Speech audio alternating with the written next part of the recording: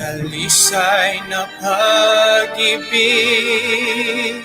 ng iyong mga anak.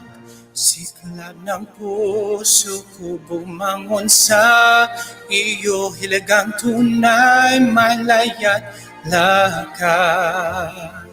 Mula sa dayo, o Canada, handa kaming magtanggol sa iyo. Diyos, panatilihin mo, dakila't malaya. O Canada, kami magtatanggol sa iyo. O Canada, kami magtatanggol sa iyo.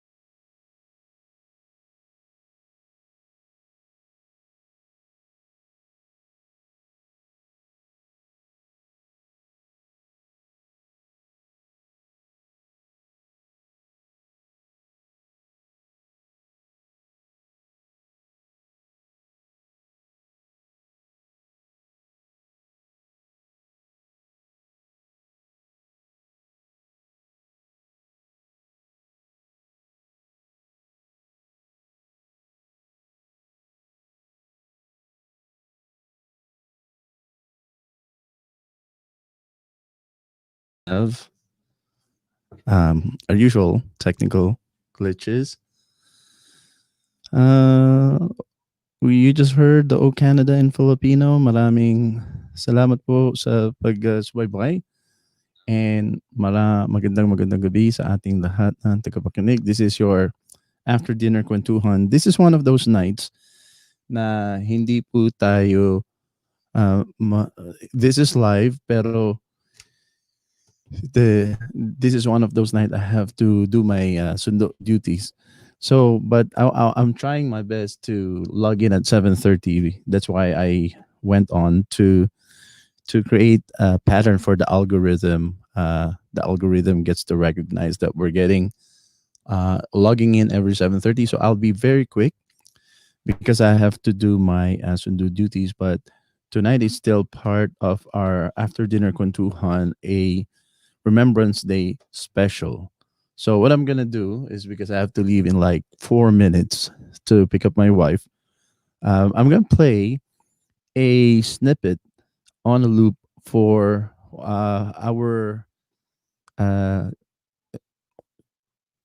intimate conversation with Honorable Pierre Polyev, which I haven't really shared.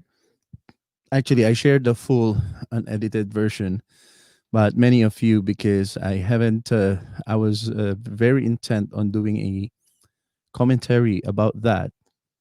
Playing it is B-roll while having commentary about that particular, and you can see it playing here already in the small screen right there. Where is it?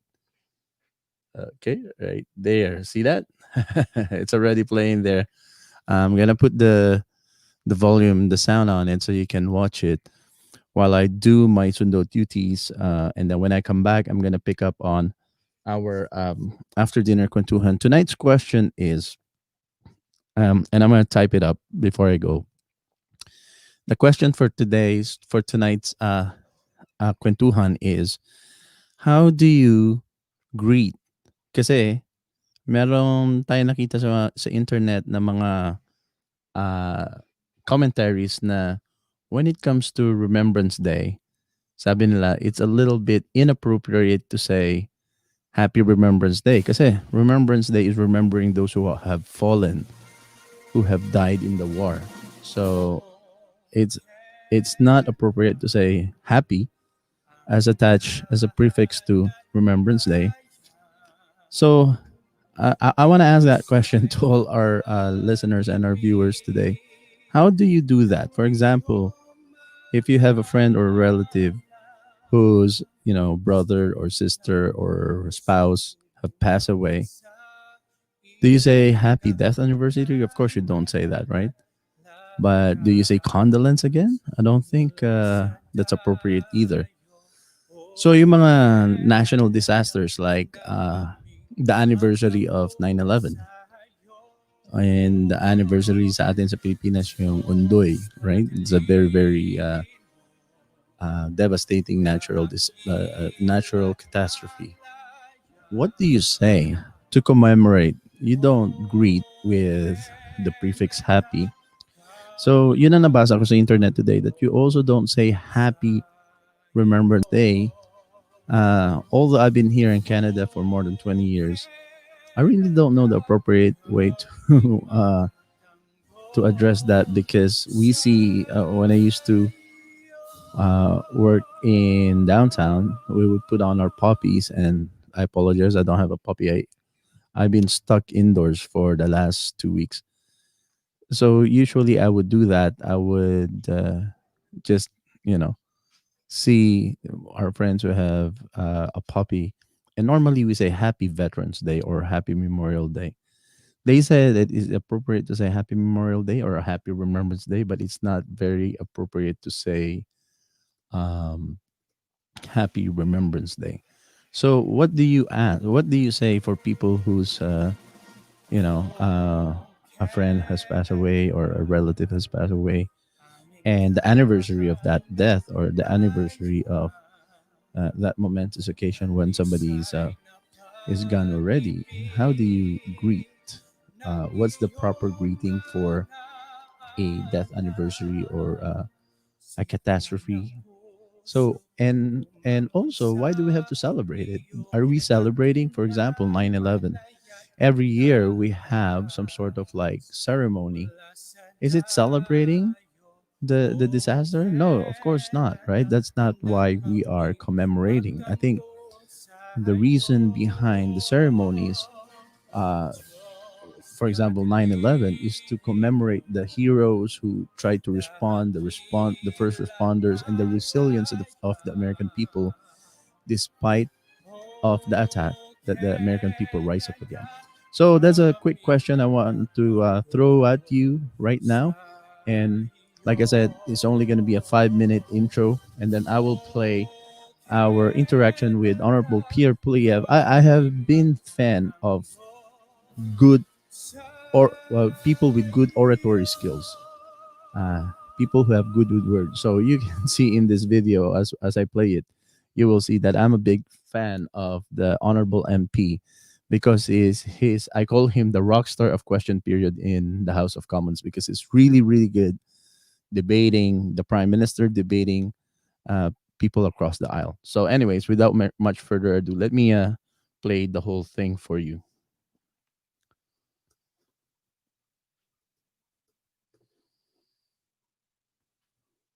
Sorry. Good morning po, Tito. I'm sorry I'm late. Ako naman yung hindi magandang gising, parang kayo last week. Payback time, Joey. Yeah, payback time. I know. Thank you very much for having me, ladies and gentlemen from Our Ottawa. pleasure. So, Madam Regina, nice to see you again. Regina lang po. Regina lang, Regina lang po. Habit. I know. People have been asking me. Let's put the spotlight on Joey. Joey, medyo mahina yung Yes, audio there's mo. Joey. Mahina Kuya Dan, habang kasama mo si Joey, ako'y mag-turn off ng mic and microphone lang for a moment, I just would like to send a quick message to the Member of Parliament, Mr. Okay. Apo. Okay, Regina. Apo. No so problem. 8:30 siya I'm mag-join. excited and nervous. We'll join you back. All right. Yeah. So How's Joey, my- what kind of weather? Sorry, I can't hear you. you can hear me still, Tito? Yeah, okay na. Okay, that is better. All right, there you go. Medyo, like I said, my setup this morning is a little weird. Okay, there you go. Kaya medyo malayo ako sa microphone ho. Ayan. That's better. Ayan. So, There you go. a lot better. Tito, Kuya Dan, magandang umaga po. Magandang umaga sa Ottawa. Dito sa Toronto is fair weather outside. Kagigising ko lang pero I didn't really look out my curtains, but I can see some sunlight coming in. So I would say it's a little bit sunny out there. That's good. Yeah. I had to ask you that kasi dito sa amin sa Ottawa, we have a cloudy morning, and the weather is not that cold. It's at around 8.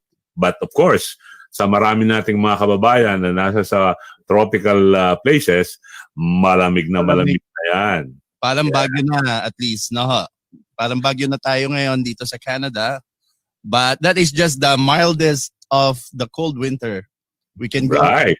I think, you're in the same province. Ottawa is still in Ontario, but we can go as low as minus 15 maybe. Oh, yeah, of course. Yeah. Si Joey po, mga kaibigang nakikinig at nanonood dito sa Talakbayan sa Tinig Pinoy Radio, ay ang ating pong kaibigan sa Toronto. He runs OJTV, which is responsible in bringing to our kababayans all over the world, particularly in Canada, yung mga kalakaran sa ating kultura, sa ating mga kababayan, at sa ating political landscape. In fact, recently po, in-interview niya ang pinuno ng opposition party, walang iba po kundi si Mr. Erin O'Toole. At si Joey po is responsible for almost serving like a glue to the Filipino-Canadian broadcasters and journalists dito sa Canada. So he brought us together, and we're happy that this young fella is really bringing the best out of our communicators. Wow, you're very kind, Tito. Kuya Dan. Mas masanay ako sa Tito, pero I know your brand name is Kuya Dan, and nabanggit mo nga na even older people than you've been broadcasting for 28 years in Ottawa. Even older people than you call you Kuya Dan, so I will also call you. I feel like calling you Tito. Yeah, I have gotten used to hearing that, yung Kuya Dan. Natatawa ako kuminsan eh. Pero kino-correct nila yung sarili nila. Tatanungin ako ng mga seniors, teka, kinukuya Dan ka namin, ilan taong ka na ba? And I don't mind, it's a friendly term. Alam niyo po, we have a similarity because if you can see my brand, it's the Filipino brand is Kuya Joe Show. Although the mainstream brand is the Ordinary Joe Show. Nung ginawa ko tong Filipino spin-off of my branding, I placed the word Kuya to make it Filipino. Okay, so yeah. It's just another Ordinary Kuya Joe Show. And similar to you, marami po tumatawag sa akin ng mga tito ko na rito. They call me Kuya. Yeah.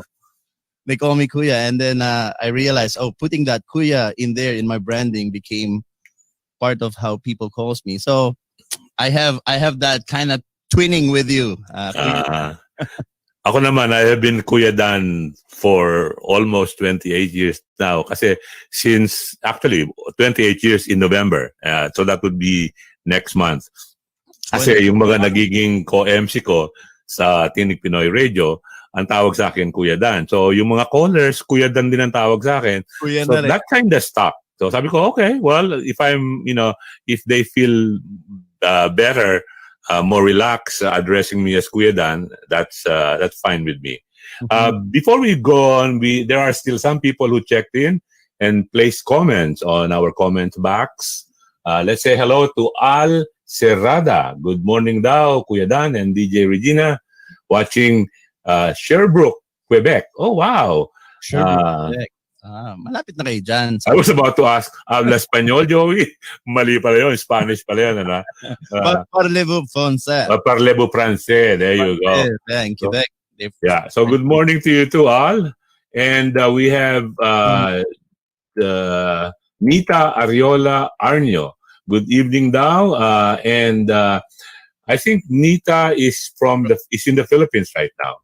Yeah. If she's saying good morning, most likely she's coming from the opposite side of the world. Right. Amen. And Butch Romeo is saying hello, Joey. Yan. Oh, hello. Yan. Si Regina had to go a bit para i-ready niya yung ating special guest for today. Kuya Dan, we That have would such be a rock star for our guest today. I think this is one of the favorite conservatives in the entire country. Do you think? yes. We have we will be having Pierre Poliev, the honorable MP from the Nepean riding, as our special guest today. So diyan lang po kayo. If you have questions, lalo na po yung mga taga-Canada, we will gladly entertain those questions and pass them along. Although we don't have much time, Joey, the honorable MP has other commitments and only allocated to us less than half an hour. So we will make the question period pretty quick para mas marami tayong makover. Sure. Mga Hindi ko na subject. tinulat, Kuya Dan, yung aking question. What I did last night was went back to some of his sa question period, his exchange with the Prime Minister. I think Mr. Pierre Poliev, if I can pronounce that correctly, I think he is one of the best MP in the question period, exchanging with the Prime Minister Justin Trudeau. They even have this series on YouTube they call Pierre versus Trudeau. It's a series of videos that people can follow if you're interested in that. Yeah, well, we've known Mr. Poliev for years now. He's been a friend of Tinig Pinoy for as long as I can remember. We have had personal contacts. In fact, in one of my birthdays, he and his wife, no, not with his wife, he was alone when he came, was present, and it was an honor to be with him.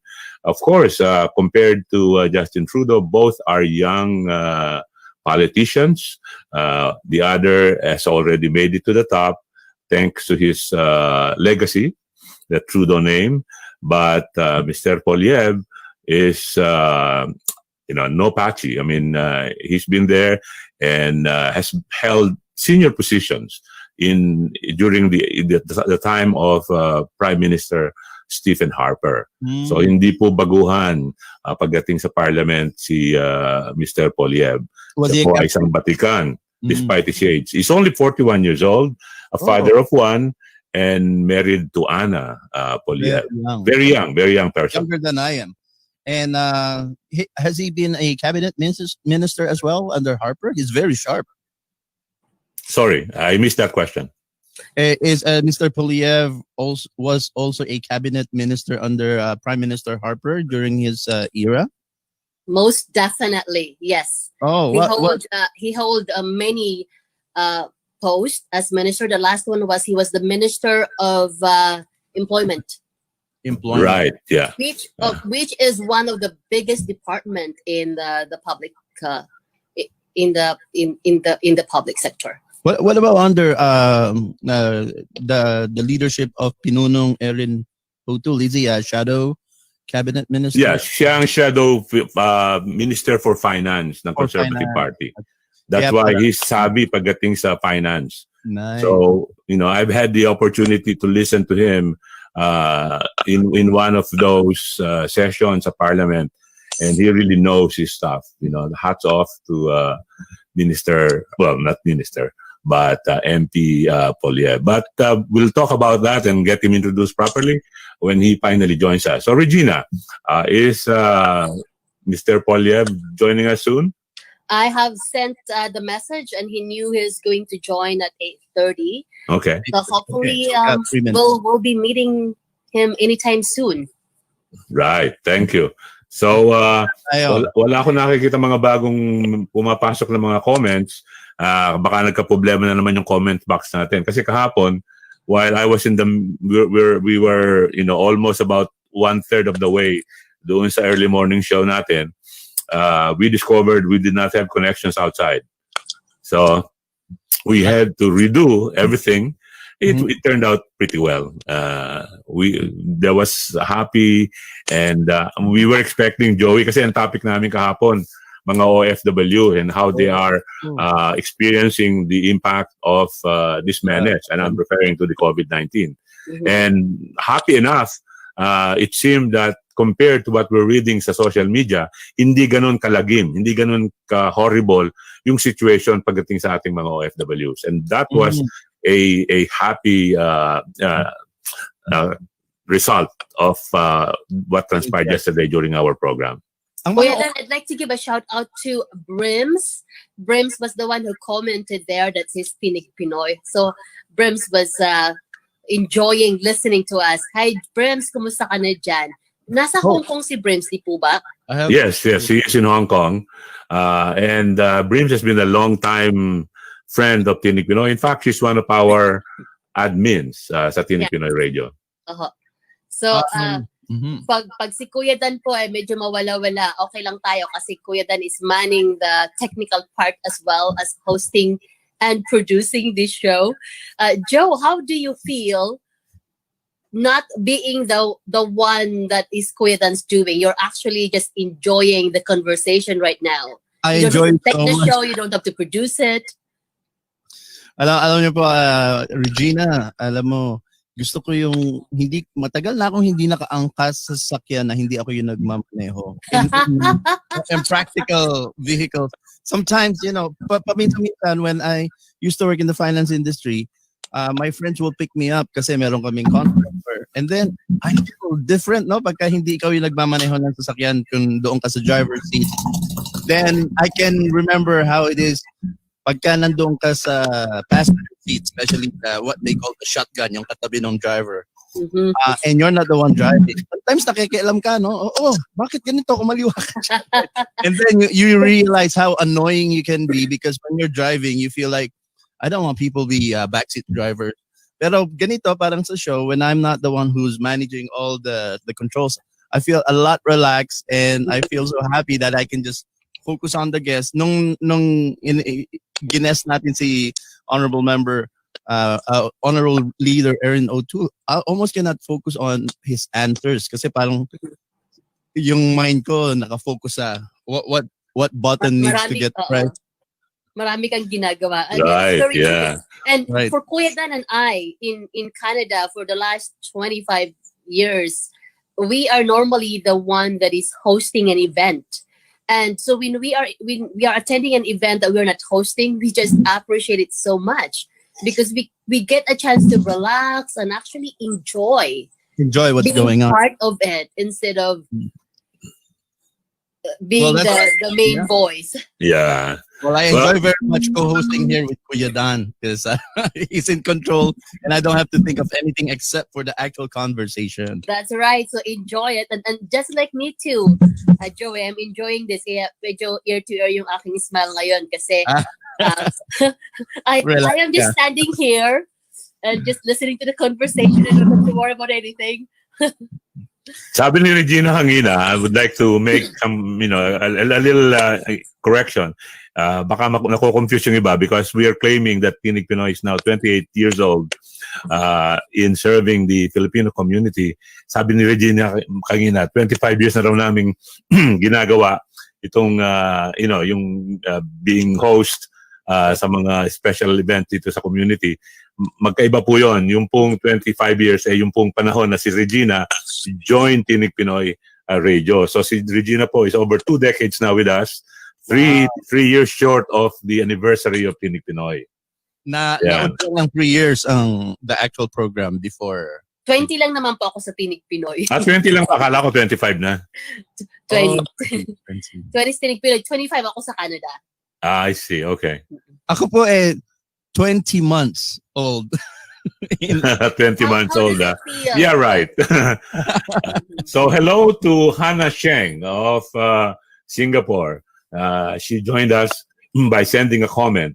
Doon po sa mga nanonood, particularly yung mga nandito sa Canada, baka meron po kayong mga concerns, gusto nyo parating sa ating gobyerno, we might be able to bring that to the attention of our political leaders make your comments dito sa Tinig Pinoy Radio via our program this morning, Talak Bayan. So it's now 8:33 and we're waiting for our special guest to come on board. It's very interesting that we have the same time. Usually, yung mga kasamahan natin sa taga-ibang probinsya, iba sila ng oras sa atin. Pero tayo ngayon, pareho tayo ng oras. Ottawa and Toronto, 8:33 as well in Toronto. That's right. And today is the election in York. Tomorrow. Tomorrow. So today's the last day. We've been very busy. Kahapon din, busy ako kasi itong ang kanilang leader of the campaign, last minute, 3 weeks or 4 weeks ago ko pang pinadala yung demo ng Filipino ad. Kahapon niya lang ng gabi sinabi, okay, let's do it. I said, like, we have 3 days. I don't know what kind of impact. Anyways, kasi sinabi ko, i-donate ko na lang to. Sabi ko, kahit na ako na yung maggagastos doon sa mga production cost. Pero hindi pala ganong kadali mag-donate. Maraming kailangan daanan, even a donation in kind to a political party, you have to go through a certain kind of process. Right. Samantalahin natin, Regina and Joey, na ipaalala sa ating mga kaibigan dyan sa Metro Toronto na meron tayong kabayan na tumatakbo sa kasalukuyan. Si Julius Chongson po ay tumatakbo bilang Member of Parliament. Dyan sa, ano na nga yung riding niya? Little Manila, it's a lot of Filipino calls it Little Manila or Bathurst and Wilson area. Dyan ginaganap yung Taste of Manila. Marami pong Pilipino dyan and the riding is called York Center. York Center. York Center, yeah, there you go. So kayo pong mga nasa York Center o kayo pong may mga kaibigan at mga kamag-anakan na naninirahan sa York Center, pakitulungan lang po natin ang ating kabayang si Julius Changson, who is running as Member of Parliament sa election bukas, Lunes, October 26. Joey, we now have our special guest. Oh, I see. Okay. Let's say hello. Hello, how are you? Thank you, Mr. Polyev. Good to see you today. Same here, sir. Much excitement. Today, we are indeed excited to have you around. Mr. Polyev is the Conservative Party Shadow Minister of Finance, and he has been our favorite MP ever since we came to know him. Thank you very much. Well, I'm very glad to be with you here today. I'm excited to be part of the program. Thank you, sir. Polyev, my name is Joey Salvador. I'm from Toronto. Maybe Kuya Dan, can we put him on the main screen instead of me? Of course, yeah. There you go. Our special guest for today. Now I'm really famous. You have always been famous. I was reading the description given to you by Joey Salvador on his post, and I couldn't help but laugh. Joey Salvador is one of your biggest fans in the Filipino system. Sorry, somebody trying to call me about that. Well, Mr. Polyev, I'm indeed one of your biggest fans. I actually follow you.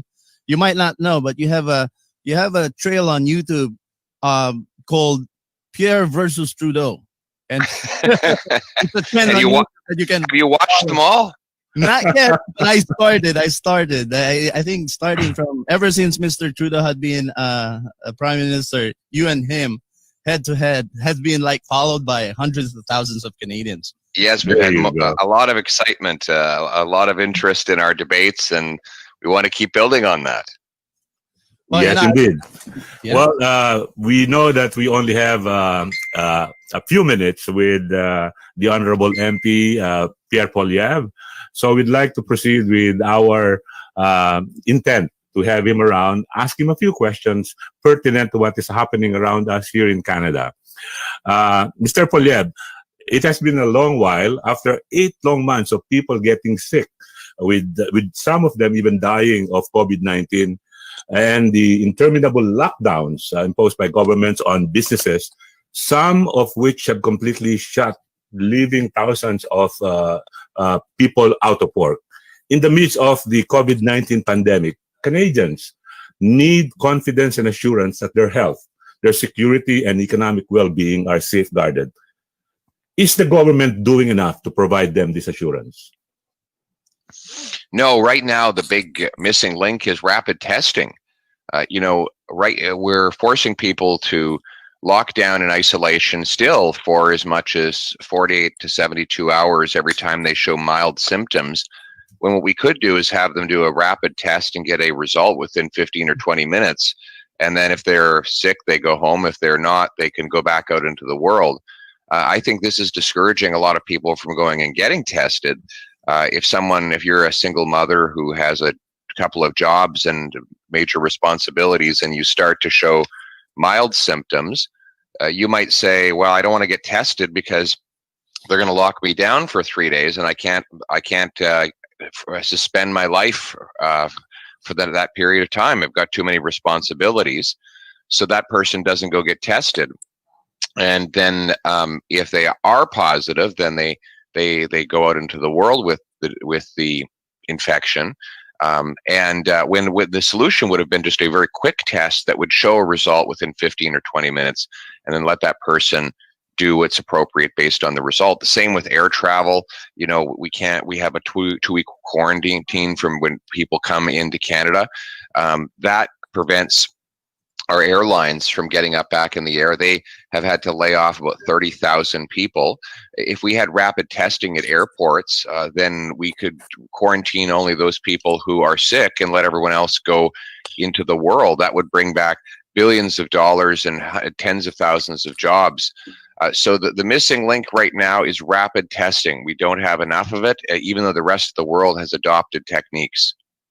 When you said we don't have enough of the rapid testing, what is the difference between the rapid test being done by other countries with what we have? Which technology are we using? Well, we haven't approved the rapid tests that other countries have approved. So we just have the system that I don't know if you've been tested, but for example, I was tested 10 days ago because I had mild symptoms, and I went to a location near Carleton University, and I did the test, but I had to be locked down for 40 to 48 hours. They took my sample, they put it in a case, and they said, we'll get back to you. And then I went home for 48 hours and got my result. Now, for me, that wasn't an enormous inconvenience. It just meant that my whole family had to stay home for that period of time. For 48 hours, my little girl couldn't go to daycare. My wife couldn't go to work because they all had to find out if they were in an infected household. So I think a lot of people are deterred from doing that, even if they have minor symptoms, because it locks their life down for 48 hours. Whereas in other countries, you can go in, you can get a finger prick and get your blood tested, or you can get a nasal swab put in a kit and do the DNA test within 30 or 40 minutes. If you had these, by the way, they are rolling them out in Alberta. They're going to do rapid testing at the Calgary International Airport. That's starting, I think, this coming week. But other countries have been doing this now for 5 or 6 weeks, and that's why they've been able to move their populations back to work and remove some of the obstacles while keeping their population safe. So does that mean that the government right now is remiss in looking into this possibility of bringing as many rapid tests as possible for us? Well, the problem is they don't approve anything. Health Canada is very slow in getting the approvals done, and I know there are a number of tests that other health agencies for highly developed OECD countries around the world have approved, but Canada has not. So they need to hurry up. I don't know what's taken them so long. It's been 7 months. This whole pandemic started in March. It's not as though this was last week. So they've had more than half a year to prepare. They put us into the lockdown, supposedly so that they could prepare for the second wave. And now that this second wave is here, it's clear that they weren't prepared for it. What's interesting about that too, Mr. Pulyev, I think one of the rapid tests was actually invented here early on in Canada. Mm-hmm. It has been developed here in Canada, and Health Canada, it was approved in the States, but not here in Canada. Right, and we have in Ottawa, there's a company that has developed something called the Spartan Kit, and it's a box. It's like a cube. Sorry, a Spartan Cube is what it's called, and I still don't think they have approval. They are an Ottawa-based company that can take a DNA sample, put it in the cube, and get a result within 48 hours. And they're still wrangling with Health Canada, and I believe that they've deployed their technologies elsewhere, even though they're not yet up and running here at home. Regina, you have a question. Yes, Honorable Polyev. Good morning.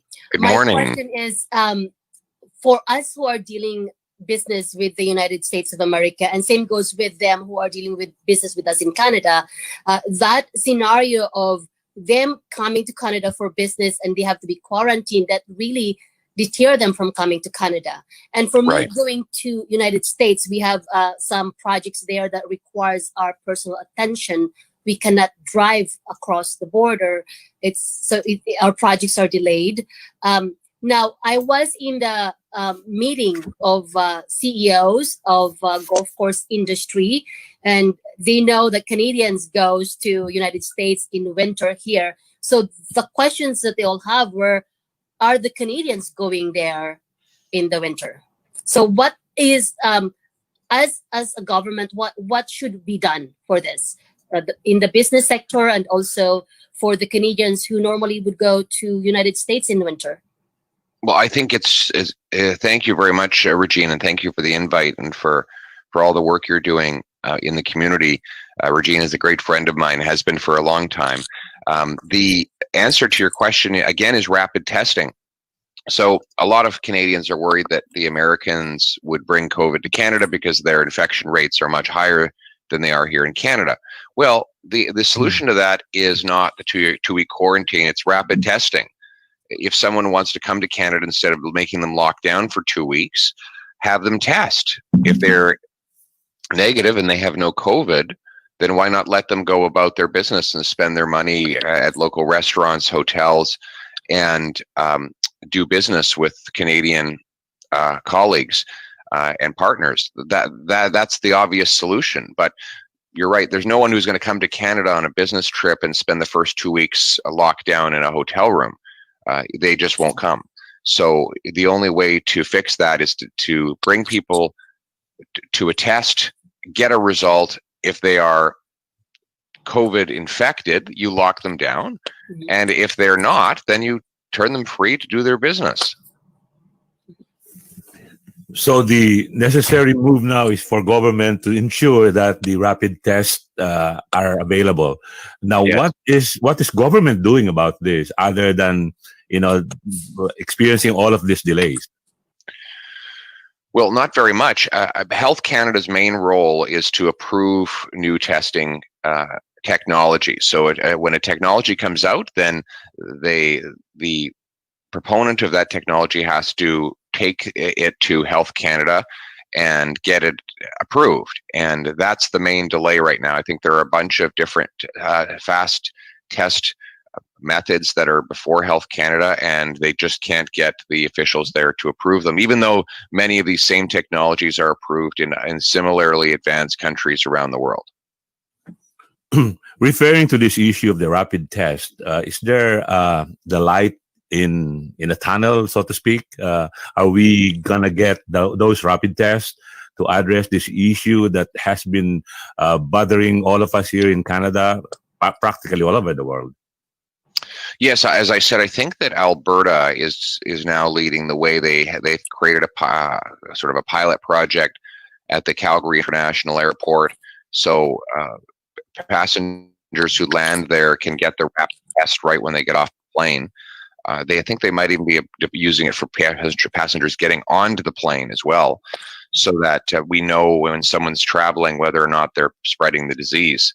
And once we have that problem solved, then I think once they do it in Calgary, then they can basically replicate it at all the airports around Canada, and that will bring us closer to a resolution. This is a very important issue. Just last week, we had the employees for Air Canada holding a protest on Parliament Hill because Air Canada alone has laid off 20,000 people. Wow. I think WestJet has laid off something like 7,000 or 8,000. Then, of course, I think Porter has been grounded since COVID. And then there's all these smaller airlines that many have not heard of that are grounded as well. All of them are waiting for rapid testing. So they're demanding it. And if we get that up and running, then we can save lives and livelihoods. My sister works with Air Canada, actually. Okay. So he's affected with what's happening right now. Honorable Polyev, there are news about the third suicide that we have in the community, one of the business owners. And so this is becoming worrisome for our local community. I've seen you are very supportive of the local business, and we thank you very much for that, for taking the lead.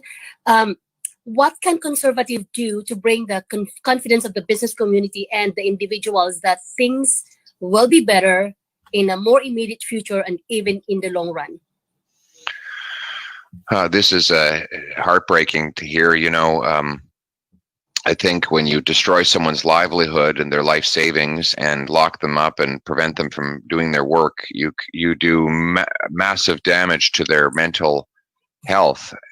That is why so many people are suffering, and there are reports all around the world of increased substance abuse, reliance on antidepressants, and even suicides. So I think that's why we need to get back to work. We can't lock people down forever. And we have to also do a very careful analysis of whether or not we're doing more harm than good to people's health with these lockdowns. And so again, I think what we need to do is have to protect the vulnerable population, people who have respiratory conditions or are aged and therefore more vulnerable to COVID, protect them, but let the rest of the economy reopen safely. If we could reopen all the economy to the people under 65 who are demonstrably capable of withstanding the damage that COVID does, and then protect the older population, add in some rapid testing so that as soon as we can find people quickly who are infected and isolate them until they defeat the infection, then we could let the economy return to normal. Let businesses restart, let our restaurants reopen, our bars, our fitness clubs and other businesses get back to work. Their owners and their employees need those jobs. And as long as we continue these waves of shutdowns, we're going to have not just job losses, but people so desperate that they're taking their own lives. Mm-hmm. We are undoubtedly in a crisis that spans beyond health and economy. Even when COVID-19 is contained, either through breakthrough medicines or an anti-COVID vaccine, what must a government do to better handle another possible pandemic instead of just reacting and trying to address the symptoms? Well, I think, I guess I have to say I'm surprised at how slow and staggered the response was last time. I envision that the special forces of the Canadian military, JTF2, they're kind of like our Navy SEALs. I picture them practicing scenarios of various security attacks on our country. One day they're practicing it to respond to a terrorist attack. The next day they're practicing to respond to an attack on a foreign embassy. And they practice all of these scenarios over and over again.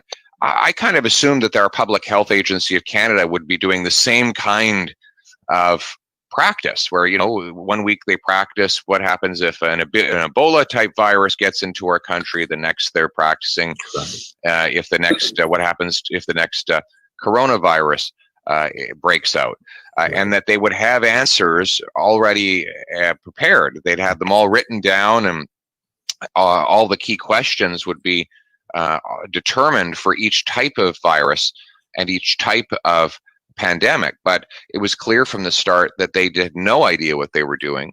First, they advised that we should keep the borders open to China, which had at the time 60,000 people come from China, including 2,000 people from the Wuhan province into Canada between December and March of that just went by. Right. And that was after they had military intelligence warning them of the pandemic. So then they said that masks would not help. That masks would actually make the problem worse. They then changed their mind on that. So there's been these basic questions that you would expect they would have rehearsed and prepared from the very beginning that they could not answer. So I can't tell you exactly how we'd respond to the next pandemic because we don't know all of its characteristics. It's Right. only hypothetical, but this is what I would say. Our public health agency should be gaming out all of the scenarios for the various types of pandemics that could emerge so that they have a playbook. And that as soon as we are aware of a pandemic, let's say it breaks out in some other part of the world, some random country on the other side of the world, say it's France, just for sake of argument, we can say, here are the 10 things we're doing to keep it out of Canada in the first place. Here are the 5 things we're asking of the population. Here are the 6 protocols we need all governments to follow. Those things should already be pre-planned so that the instant the news of a new pandemic hits the Canadian government, we have an action plan that we can implement immediately. Yeah. It seems to us that the government of Canada is being more reactive than proactive. That's why this problem is upon us now. I can remember when I came back from the Philippines on my vacation early this year, the pandemic was already happening in Asia, in the Philippines, and in China.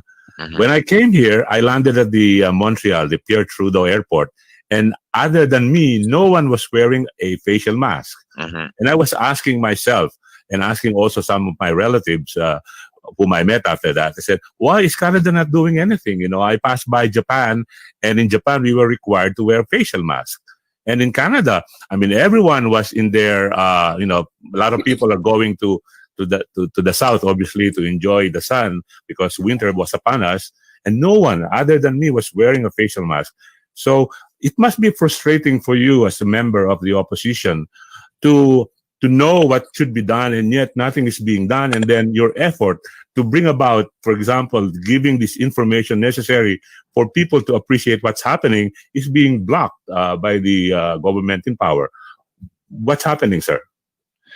Well, I just think there's pure incompetence. The Public Health Agency of Canada has been in place for 2 decades now.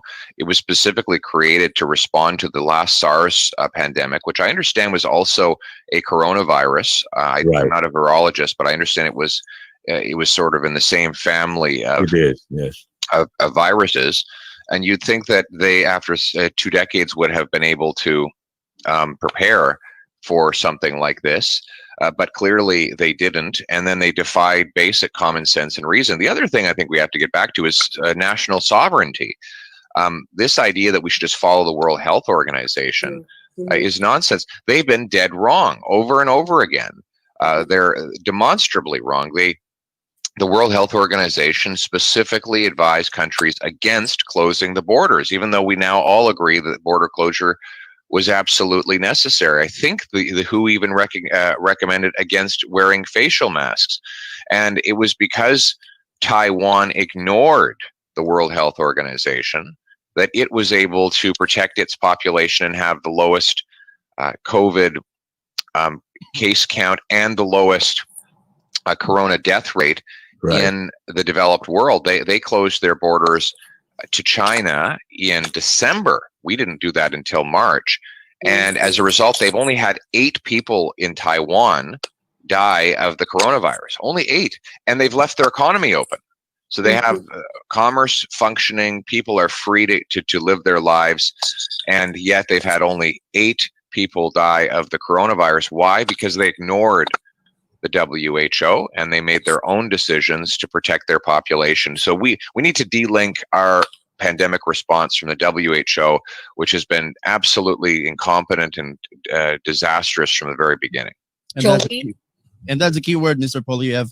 Taiwan did not shut down their economy. A missionary pastor from the Philippines wants me, and he's a Canadian missionary pastor in the Philippines, wants me to ask you this question. Sure. Will mandatory vaccination ever come to Canada? Look, the government might try to impose that. We conservatives will be against a mandatory vaccine. We don't believe the government has the right to inject people by force with anything. We live in a free country. I think people should have the right to a vaccine, and they can choose it if they want, based on the evidence they see. But you can't, put someone in handcuffs and then stick them with a needle. And that is an attack on someone's personal freedom, and conservatives will fight that right to the end. Regina? Well, this is a very interesting question. All of us are thinking about this. With the COVID, there's a lot of expenses, and there's also a lot of not accountability on it. So my question is, why do you think the Liberals are planning to build a strong and fundamentally sound economy and allay these fears and rebuild the confidence of our people to their government when they had been spending billions of dollars every day? Well, look, we needed to obviously provide people with incomes when the government shut down the economy and prevented people from earning wages. But that is not a permanent replacement for the mighty force of our 20 million Canadian workers who are going into their jobs every day and producing wealth. So we believe as conservatives that the only solution for our economy is to get people back to work.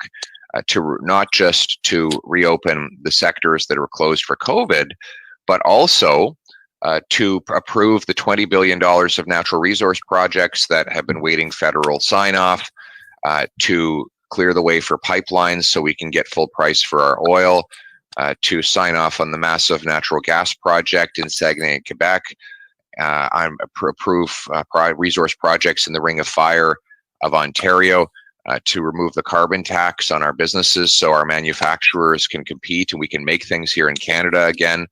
That's the future for our economy, to unleash the production of wealth in real industries that employ real people doing real things. The Liberal vision is for the government to take over the economy. Right now, the government represents 57% of our GDP. That is a higher rate of government spending than at any time in the history of Canada, bigger than in either of the two world wars, when government obviously had to spend on armaments and soldiers. So right now we see, and I think the Liberals are very comfortable with this, a march towards a government takeover of our lives, our economy, our personal lives, everything. And that is an attack on our personal freedom. And it is also a recipe for economic disaster. There is no country in the world that can sustain any prosperity when the government is the majority of the economy and the productive private sector is the minority.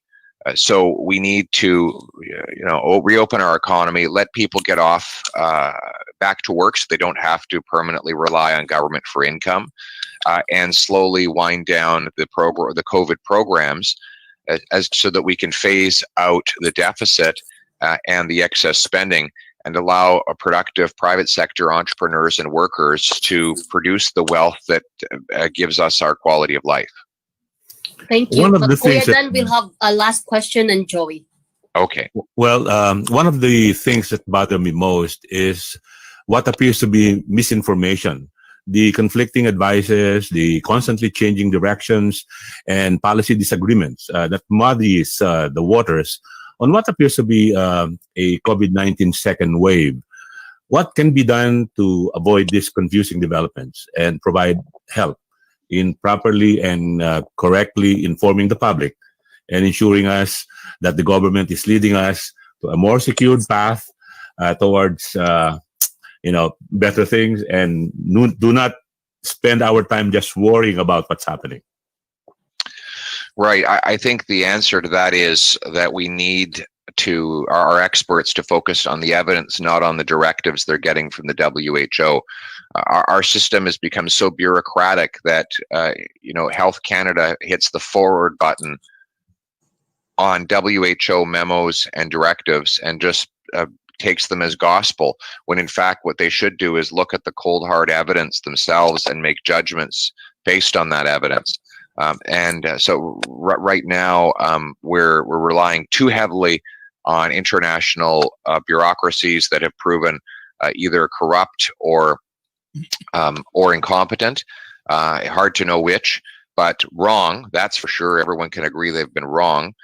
And so what we need now is our own expertise to make the decisions based on the science before us in the interest of Canada and Canada alone. And then let the WHO do and say what it wants, but allow us to have our own officials make their own decisions. The other thing I would say, though, is while our scientists at PHAC, the Public Health Agency of Canada, and the provincial agencies across the country, their views are valuable. The evidence they bring forward is important. At the end of the day, the decision has to be made by democratically elected and accountable representatives. They have to look at the evidence, make the decisions, and be held accountable by their populations. At the end of the day, politicians are accountable to the people. They cannot simply do whatever bureaucrats tell them to. Mr. Polyev, this will be the last question. Like I said, I think you're a rock star when it comes to questions. You're the conservative rock star right there. One of my favorite moment was when you brought up the grants or something like millions of dollars for a casino, and you said after you gave your speech, you said, let the liberal who approved this stand up, and everybody was laughing. Mr. Trudeau accused you of playing silly political games.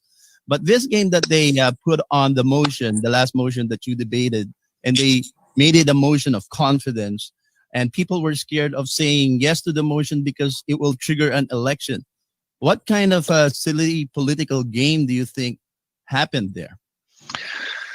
Well, I think that it's this simple. Trudeau has some very dark secrets when it comes to the We scandal. This is a scandal where his family got $500,000 in payoffs. And then Trudeau personally gave the same group $500 million. So we're trying to investigate that. It's a very strange thing for a prime minister's family to get these kinds of payments, and then for the prime minister to return the favor with a $500 million grant. So all we asked for in a motion to the House of Commons was to create a special committee allowing us to investigate that scandal. And that's normal because there are special committees all the time in Parliament. And he said, though, if this passes, he's going to call an election. Right in the middle of a second wave of a pandemic, when Halloween has been canceled, Thanksgiving was canceled. The Prime Minister went on television and said that he might even cancel Christmas. But in the middle of all of that, he thinks it's perfectly safe to have a federal election. We asked him if he had even consulted with his health officials on whether an election could be safely held in a second wave of pandemic, and he all that demonstrates that he's desperate to get the election out of the way before the truth comes out in all of these scandals, so that Canadians don't know what he did. There could be criminal charges in the We scandal. We don't know who will be charged or if anyone, but it's possible. So I think he knows that. He also knows the Auditor General is looking at his spending. The Ethics Commissioner is investigating him. He is a Prime Minister under investigation. He's probably waking up in cold sweats in the middle of the night, terrified at what Canadians are going to learn, but he wants to make sure that they don't find out before they vote. And that's why he threatened to call an election because of our committee motion just last week. Quick follow-up. Mr. Trudeau's attempt to hold, at ransom your attempts, the opposition's attempts to make an inquiry about the We charity scandal, and the spending relative to the budget that's been released by government to help and offer stimulus packages to uplift the economy. It's funny that some quarters are saying that the conservatives love to beat a dead horse, mostly, of course, referring to the WE scandal, which could mean more wastage in terms of time and taxpayers' money. And yet, your party, and I'm sure even the party in power, is afraid to hold an election. I mean, what gives here? Well, we said, look, we don't want to distract from the work of government. Let's take the WE scandal out of the Finance Committee so the Finance Committee can focus on the economy. Let's take it out of the Ethics Committee so that committee can focus on its Privacy Act review. And let's create a separate committee, 14 MPs out of 338, so less than 5% of MPs would be on it. The other 95% of the MPs would be on other committees working for public health, for government management, for economics. We'd be focused squarely on protecting lives and livelihoods of Canadians. But at the same time, we could have a small committee getting to the bottom of this WE scandal. But the idea of this tiny committee with just 5% of the MPs on it, doing its own inquiry is so terrifying to the Prime Minister that he threatened an election.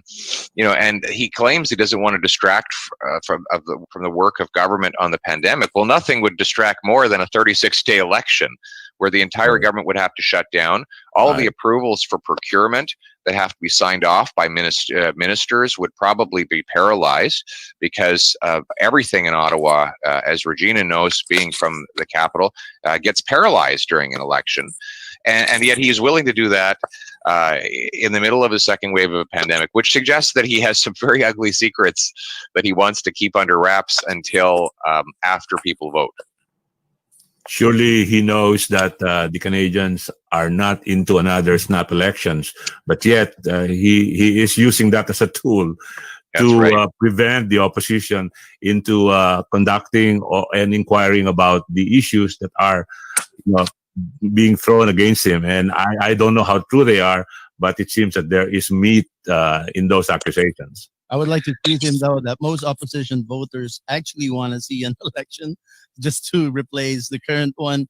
And of course, the timing is not good because of the second wave. But down the road, I think most of the opposition voters want to see an election, Mr. Pierre. Thank you for that feedback. And I can tell you there will be an election, and hopefully it will happen at the right time for Canadians and for people like yourself. I think you know what I mean. Okay. But great to be with you. It's this has been a lot of fun, and hopefully I can come back on your show in the future. And thank you very much, Regina, for your hard work and for all that you do in the Filipino community. I wish I could have been at the Independence Day celebration this year. Maybe we can next year we can hopefully be back to normal, and I can join you at the park for that. And of course, Julian in York Center is working hard, and in the by-election, I hope you can spread the message there and help him win. It would be great to have his voice on the floor of the House of Commons. Election tomorrow. And please have amazing a question period, Mr. Pierre. Thank you. We'll try to keep the content coming for your entertainment. Yes. We have to have fun in this life. Yeah. Exactly. We love it. We love watching the exchanges. It's awesome. Thank you. I'll keep them coming then.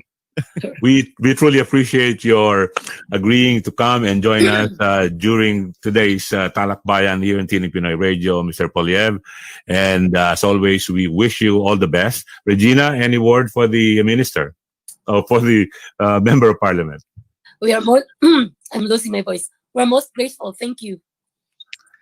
Thank you so much, Regina. Many blessings to you and your family.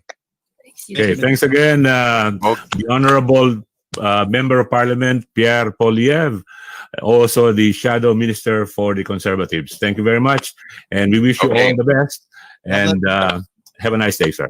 Bye-bye. Best to all of you. Bye now. Thank you. Okay, so nakasama po natin ang one of the feistiest members of parliament dito sa Canada, and he has very strong words about the sitting government. So, Joey, you seem to be a big fan of Mr. Polyev. What say you? He has a counterpart in the U.S. There's one who's now a Fox anchor. That's kind of weird, but Which one? I can't remember his name, but he is Okay. thin and he's very, very much like direct to the point kind of senator in the U.S. and he's a Fox anchor now. But Mr. Polyev is our rock star in question period. You know, I'm neutral, and there are some people in the liberals that I like too, but with the conservatives, Mr. Polyev is what I call the kryptonite for Mr. Trudeau. I think from ever since. Yeah, that's the thing that I was reading, and I was laughing when I was reading that. Sabi ko, grabe tong si Joey Salvador, ano ha? Anyway, Sabi ko yan, Dan, may crush ka daw. sorry, Regina, what was that? I'm teasing Joey. Sabi ni Kuya Dan Joey.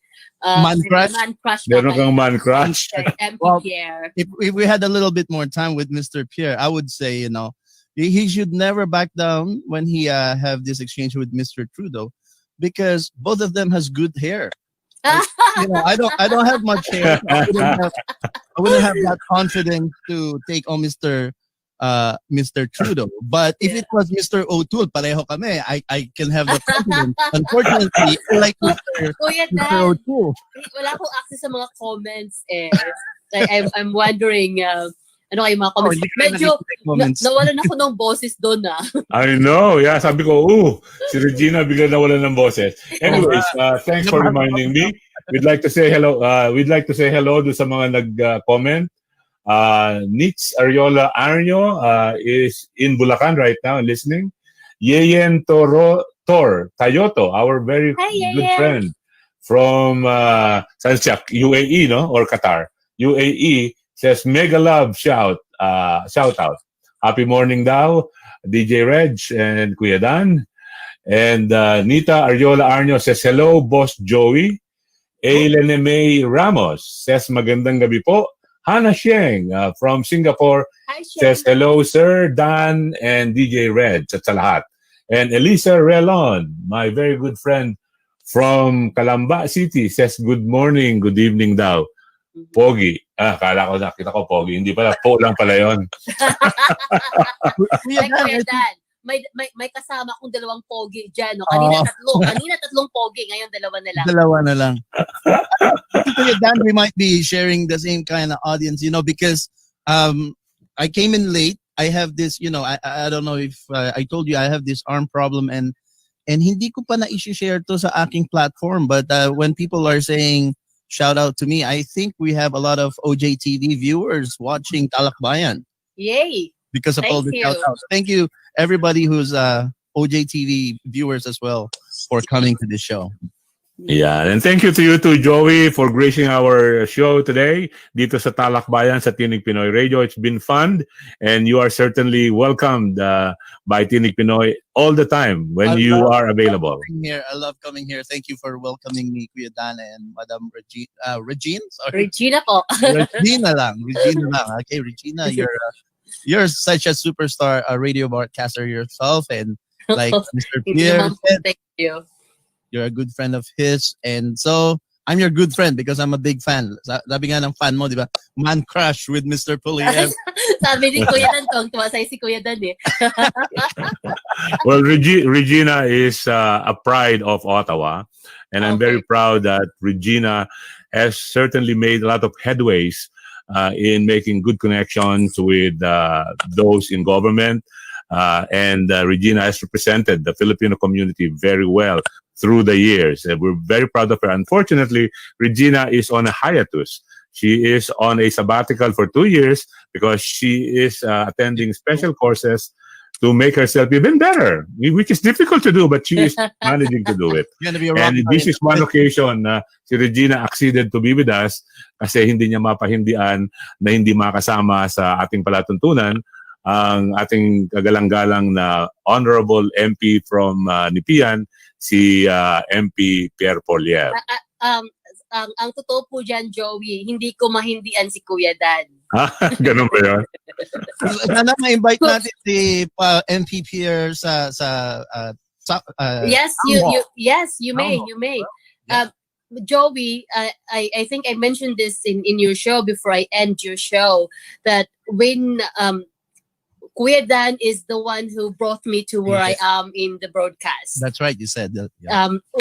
Katakot-takot ang comments na binigay Kuya Dan when he first brought me to the radio because I have Waray accent. Yeah. But I still have Waray accent. Yeah. My mom is from the Visayan too. Hanggang sa ngayon, patuloy ang aking paghahamon sa ating mga kababayan to step up if they would like to contribute to the betterment of our community. Ako po, Kuya Dan. Konti yung mga ganong klaseng tao. Sorry, Joey. Sorry, you're saying something. No, sorry po. Sabi ko, ako rin i-mentor nyo, Kuya Dan. Because I'm like when I was saying kanina, I'm 20 months old in broadcasting and on stream, on the internet. You're doing very well, Joey. But yes, Kuya Dan is the best mentor I've ever had. And Kuya Dan, thank you guys. You know, like, tumataas tuloy ang pakiramdam ko eh. Kahit na nakaupo ako rito at mababa yung upuan ko. I need to find some chairs that are better than this one. Kuya Dan, alam niyo, ginawa ko, nakatayo ako the entire show. Oh, wow. Oh, nice. So, nakatayo lang ako. Kaya medyo masakit na yung aking mga knees. Kawawa naman si Miss Regina. Meron tayong kaibigan that checked in. Noel Mison Balote from Ottawa. Good morning, Tini Pinoy. And good morning to you too, Noel, and to Jing Balote. I hope that everything is okay with you guys. And we are now at 9:19 Sunday morning. I think we've taken enough time from your Sundays. Kasi kadalasan sa atin, especially Pilipino, ganitong oras sa simbahan. Although sa kasalukuyan, bawal pa rin ang pagpunta sa mga simbahan dahil sa namamayaning COVID-19. Sabi kanina ni Joey, pag-election daw, siguradong iboboto niya ang conservative. Unfortunately, during these times, an election, which is being used as a tool by the Trudeau government to para makontra yung effort ng Conservative Party at saka ng ibang opposition parties, hindi welcome.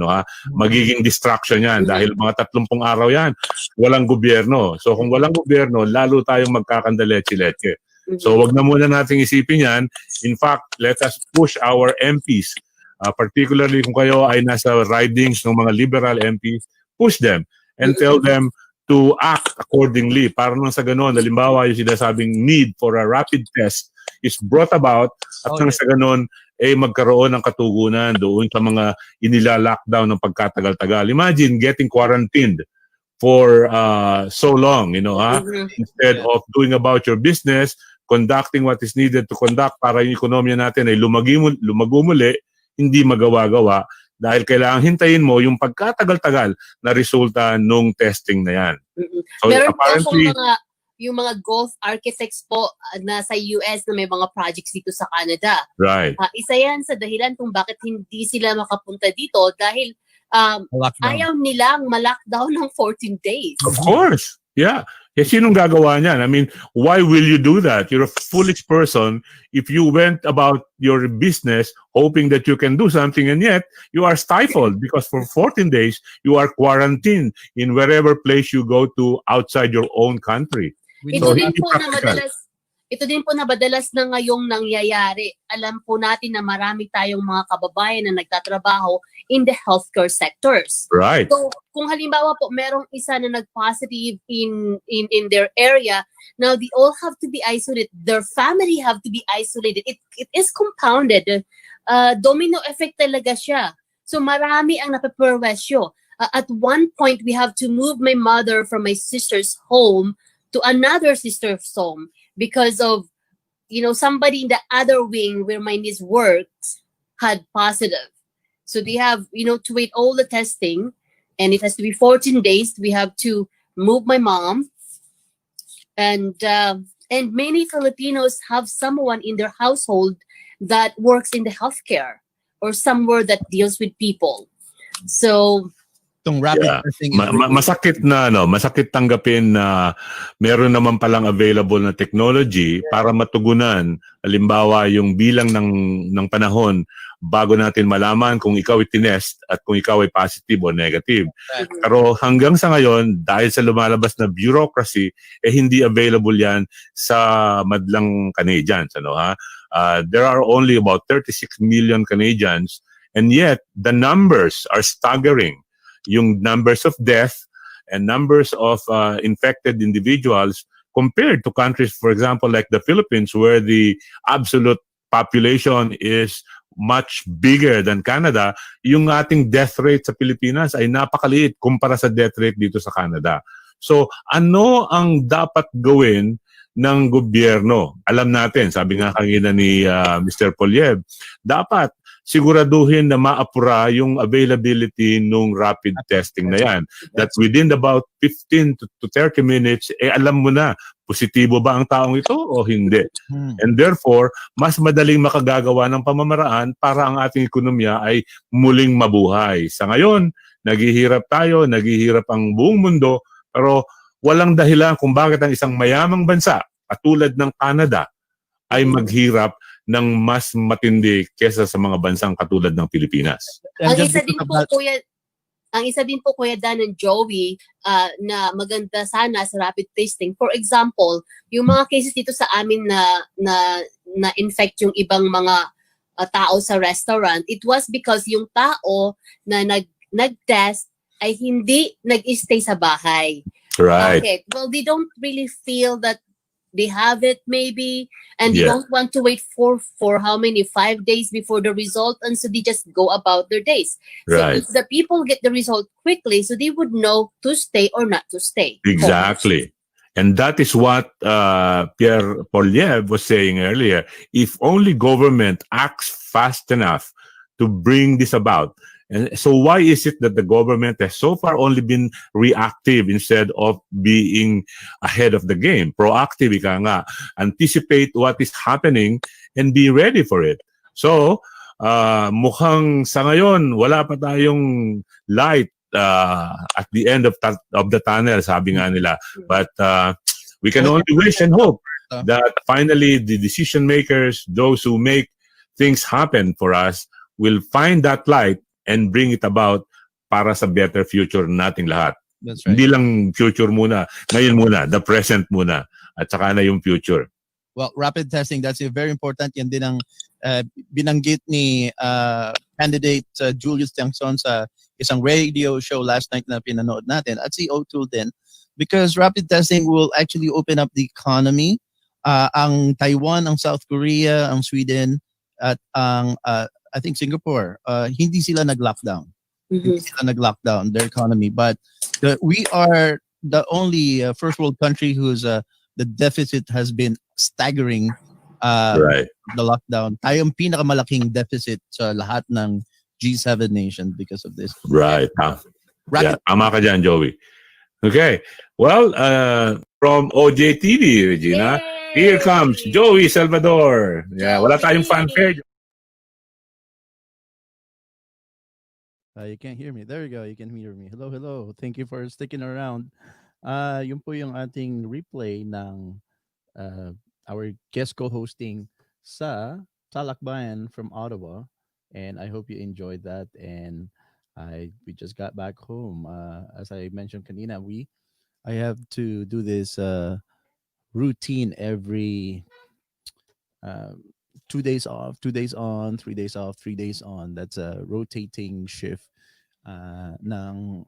ni Mrs. from her work sa hospital as a nurse. So that's why I had to play you something while I go and do my pickup duties. So, kamusta naman po? The question that we asked earlier, right, for tonight's after dinner Kuwentuhan was, how do you greet the anniversary of basically the death anniversary or anniversaries of natural calamities, disasters such as 9/11? How do you greet people? Because we commemorate all of those times, but they're not necessarily positive memory all the time, but we can always turn it into something positive. So I hope you enjoyed our replay with our uh, yun yung nakapanayam namin si Honorable Pierre Puliyev. Siya yung isa sa pinakamagaling na orator during question period. The way he delivers his lines and the way he delivers his argument sa question period to put the government's feet on fire. Siya yung isa sa mga pinakamagaling na ating na um, someone that we can witness to every time there is that question period time. So, yun po, it will be a very short commentary from me. I just played you that tomorrow we will play yung sinabi ko sa inyo kanina, I'm supposed to edit but I fell asleep. I was so tired today. But I will get it ready for tomorrow. Meron tayong dalawang one-on-one interview that's coming up. So tomorrow, Thursday night, is that correct? Let me see. What day is it? So tomorrow, Thursday night, we are going to play our one-on-one with an inside political insider, Mr. Richard Rupp, as he break down what's going on in his study and analysis, what's going on sa halalan sa Estados Unidos, down south of our border, and what he thinks is going on behind the scenes, all the sinister things that's going on with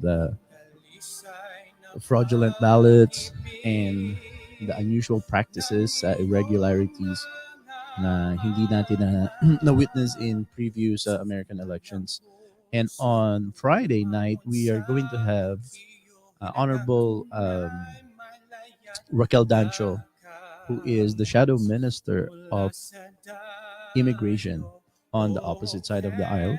So sa Canada, meron tayong, the government has their own ministers, but the official opposition, yan yung partidong may pinakamaraming seats sa House of Commons.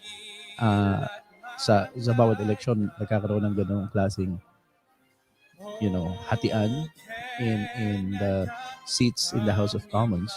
So the majority always become the government, sila yung nasa kanan. Tapos yung minority or the ones who didn't get the most votes, but pinakamarami, all compared to the rest of the other parties, sila yung nagiging official opposition. So ang katayuan ng ating gobyerno sa Canada, we have the Liberals as the majority, so they are the government in sitting, and the Conservative Party of Canada are the ones who are in the opposition side, and they have the highest seats among all the opposition parties. So sila yung official opposition, and sa official opposition, lahat ng mga ministro ng gobyerno meron tinatawag na shadow minister dito sa opposition. So ang ministro ng gobyerno para sa immigration is si Honorable Marco Mendocino. And on the shadow government, matatawag din natin shadow government ang opposition. Dahil sila yung taga put in check ng gobyerno if they're doing their jobs properly. Dito sa shadow government, nakausap natin just about a week ago si Honorable Raquel Dancho, which we're going to present that Friday night. So don't miss our after dinner Kuwentuhan, because we are going to present to you all of those one-on-one interviews that we just had recently, and we are going to discuss it. And hopefully you can interact with the live cast as well, so that we can hear what are your opinions. Kailangan talaga tayo maging involved, Filipino Canadians. Hindi lang tayo nanonood, hindi lang tayo nagmamasid, hindi lang tayo. We are citizens of this country, so if you're a citizen, you have to get involved. All right, so that is our after dinner Kuwentuhan. Wednesday night, November 11th, Remembrance Day, today, 2020. And I'm your host, Joey Salvador, and you've been watching After Dinner Kuwentuhan only here on the Ordinary Joe Show. Have a good night and see you again tomorrow. God bless. Bye-bye.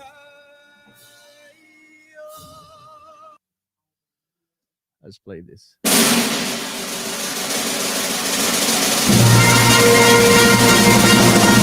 Oh, Canada, aming tahan at bayan, dalisay na pag-ibig ng iyong mga anak. Siklab ng puso ko bumangon sa iyo, hilagang tunay, malaya't lakas mula sa dayo. O Canada, handa kaming magtanggol sa iyo. Diyos, panatilihin mo, dakila't malaya.